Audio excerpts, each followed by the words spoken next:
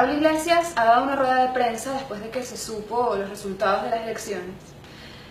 Y en esa rueda de prensa dio 3 requisitos para pactar con el PSOE. Uno de esos requisitos fue el referéndum revocatorio. Y el referéndum revocatorio tiene un truco, que lo voy a explicar en este vídeo, pero primero quiero explicar de dónde sale. Este es Pablo Iglesias hablando del referéndum revocatorio. Esto quiere decir que un gobierno que no cumpla su programa, a mitad de mandato, podrá ser revocado por parte de los ciudadanos. Y este es Chávez en 1998 hablando del referéndum revocatorio. Vamos a proponer aquí una reforma constitucional, una transformación del sistema político para tener una democracia verdadera, mucho más auténtica. Si, por ejemplo, yo a los 2 años resulta que soy un fiasco, un fracaso, o cometo un delito, un hecho de corrupción o algo que justifique mi salida del poder antes de los 5 años, yo estaría dispuesto a hacerlo. ¿Cuál es el truco del referéndum revocatorio? Tiene 2 trucos. El primero es convencer al indeciso. Una persona que a lo mejor simpatiza con Podemos, pero siente cierto recelo a la hora de votarles porque ha escuchado cosas negativas acerca del partido, está más inclinado a votarles si cree que el riesgo es nulo. Es decir, si ellos lo hacen mal, los echamos. Por lo tanto, no hay riesgo. Voto a Podemos. Ese es el primer truco. Pero el segundo truco es el más siniestro. El segundo truco es un truco de recolectar información útil, ¿no? Inteligencia, para el partido.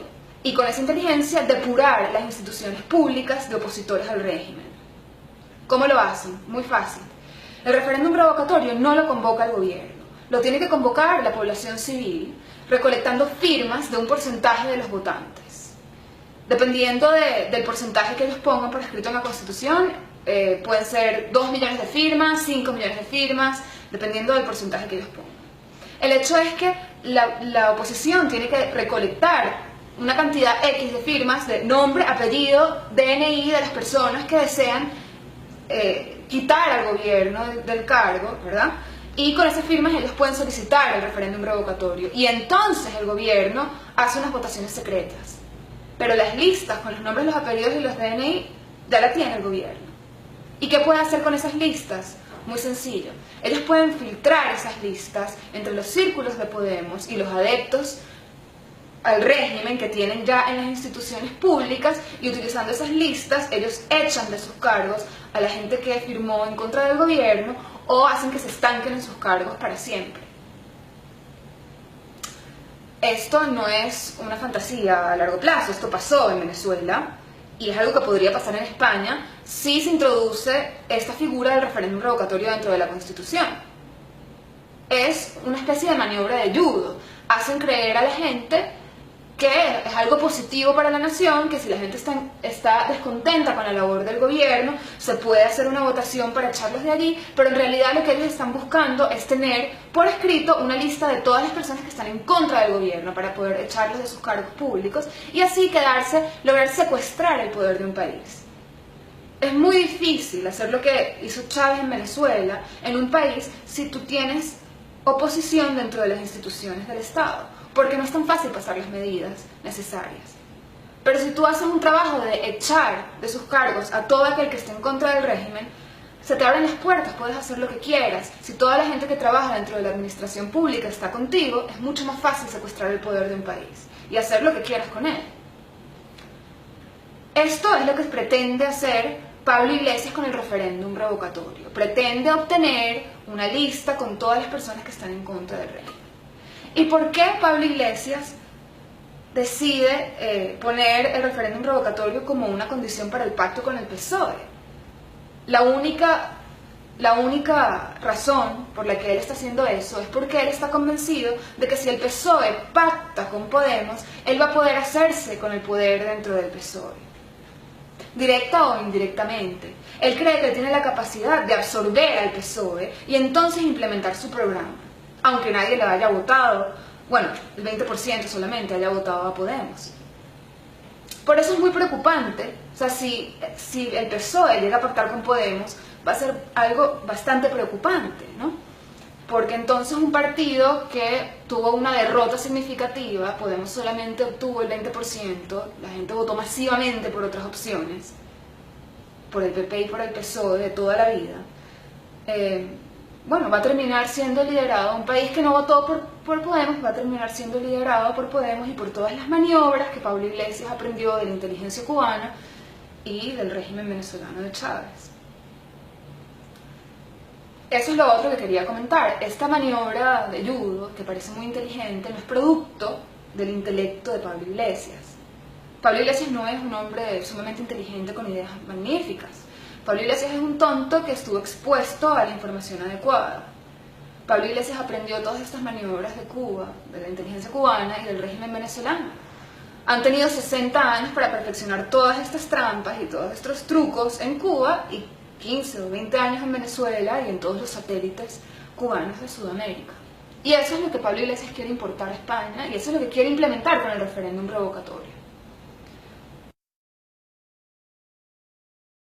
Vamos a proponer aquí una reforma constitucional, una transformación del sistema político para tener una democracia verdadera, mucho más auténtica.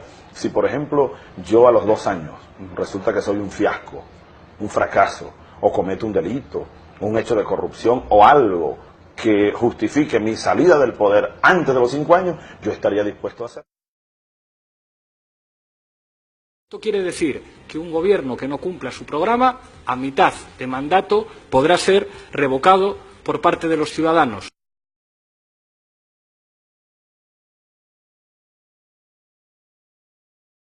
El que firme contra Chávez, ahí quedará su nombre registrado para la historia, porque va a tener que poner su nombre, su apellido y su firma, y su número de cédula y su huella digital.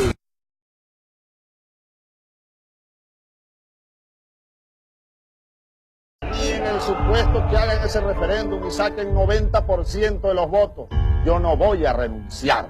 Olvídense.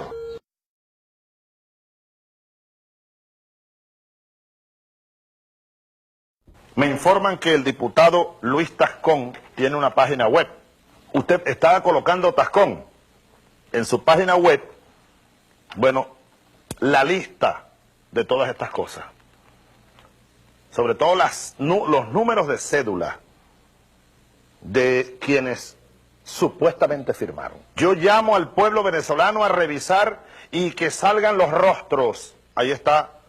www.luistascon.com.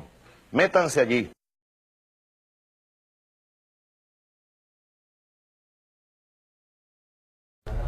¿Quién hizo esto? ¿Cuándo se filtra esta lista? Cuando llegan las nuevas autoridades a Fogades. ¿Cuánta gente fue clasificada del número 4 al 6? Es decir, oposición radical y oposición light. ¿Cuántos de entre todos los trabajadores de Fogades para el año 2004? Un universo de 350 personas. Casi simultáneamente con la aparición de la página de Luis Tascón, del diputado Luis Tascón, empieza la amenaza a convertirse, ¿verdad?, en hechos cumplidos. Un traidor no puede estar en un cargo de confianza.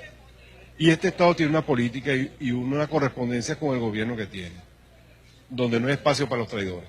¿Cuántos serían más o menos? Los que sean necesarios. Los que hayan firmado están votados. Llegar todos los días a trabajar y empezar ese rum. Llegaron 2 remociones. Parece que hoy sale fulano.